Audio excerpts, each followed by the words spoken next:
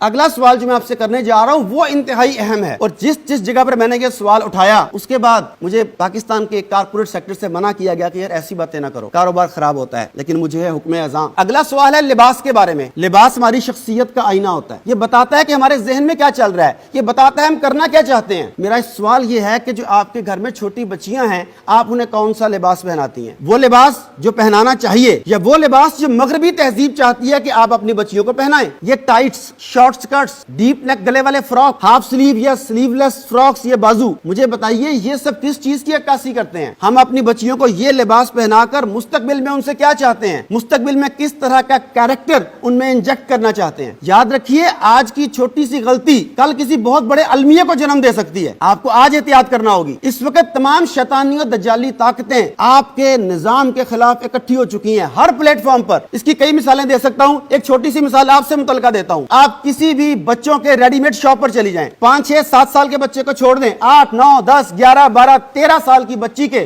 پورے بازوؤں والے کپڑے، شلوار دوپٹے کے ساتھ کپڑے مجھے ڈھونڈ کے دکھا دیں، آپ حیران ہو جائیں گے کہ پورے پاکستان میں کسی اچھے معروف برانڈ پہ 11 12 13 سال کی بچی کے ایسے کپڑے جو شلوار قمیص ہو، گلا پراپر ہو، پورے بازو ہو، ساتھ دوپٹہ ہو، آپ کو نہیں ملے گا۔ آپ کیا کریں گے؟ اب آپ دل میں سے، ہم میں سے کچھ لوگ کہتے ہیں کہ بھئی چل ہی یہی رہا ہے، اس وقت فیشن یہ ہے، سبھی یہی پہنتے ہیں، تو میں کیا کروں؟ کیا یہ جواز کافی ہے؟ اگر سب کنویں میں چھلانگ مار دیں تو کیا ہم چھلانگ مار دیں گے؟ اگر سب اپنے بچوں کو زہر دینا شروع کر دیں تو کیا ہم انہیں زہر دینا شروع کر دیں گے؟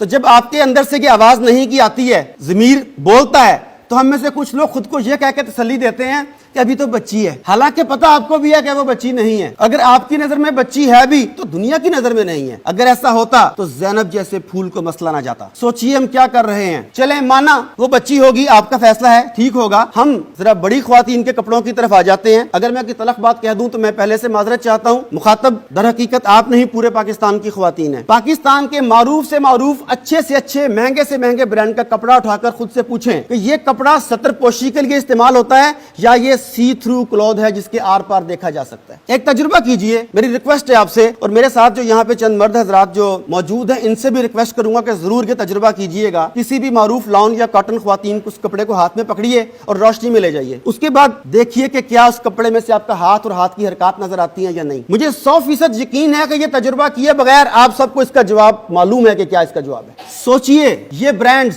کب تک ہماری عزت، غیرت، حمیت اور حیا کا جنازہ نکالتے رہیں گے اور ہم آنکھیں بند کرتے رہیں گے؟ کب تک؟ ایسے کپڑے دیکھ کے گھر میں موجود شوہر، باپ، بھائی، بیٹا تو نظریں جھکا لیں گے، باہر والے نظریں نہیں جھکاتے۔ کئی دفعہ کسی مرد کی غیرت جاگتی ہے، وہ اپنی بیگم سے کہنا چاہتا ہے کہ یہ کپڑے نہ پہنو، جیسے ہی سوچتا ہے اس کے ذہن میں دوسری آواز ابھرتی ہے کہ تیری ماں اور بیٹی بھی تو اور بہن بھی تو یہی کپڑے پہن رہی ہے۔ کیا چوائس ختم ہو گئی ہے ہمارے پاس؟ اور صورتحال کو اس نہج پر پہنچانے میں، اس سطح پر لانے میں ایک بہت اہم کردار آپ کی میڈیا انڈسٹری کا ہے، جنہوں نے اپنے ڈراموں کے ذریعے مغرب کی اور ہندو کی وہ تہذیب ہمارے کلچر میں انجیکٹ کر دی جو بے حیائی اور فحاشی پر مشتمل ہے۔ کیا آپ جانتے ہیں کہ پاکستان میں طلاق کی بڑھتی ہوئی شرح کی وجہ کیا ہے؟ ٹی وی پر دکھائے جانے والے ڈرامے۔ کیا آپ جانتے ہیں کہ پاکستان میں رشتوں پر سے اعتماد کیوں اٹھتا جا رہا ہے؟ یہ ڈرامے۔ ابھی بھی موقع ہے، سوچئے میری معزز خواتین، وقت کی تنابیں اس وقت آپ کے ہاتھ میں ہیں۔ آپ چاہیں تو اس شیطانی جال کو توڑ سکتی ہیں، ان شیطانی تاروں کو توڑ سکتی ہیں، لیکن یہ فیصلہ آپ کو کرنا ہے۔ آپ نے سوچنا ہے اپنے لیے، اپنی آنے والی نسل کے لیے، اپنی بیٹیوں کے لیے، بہنوں کے لیے، بہوؤں کے لیے۔ بولیں کیا اس بارے میں آپ ساتھ دیں گی؟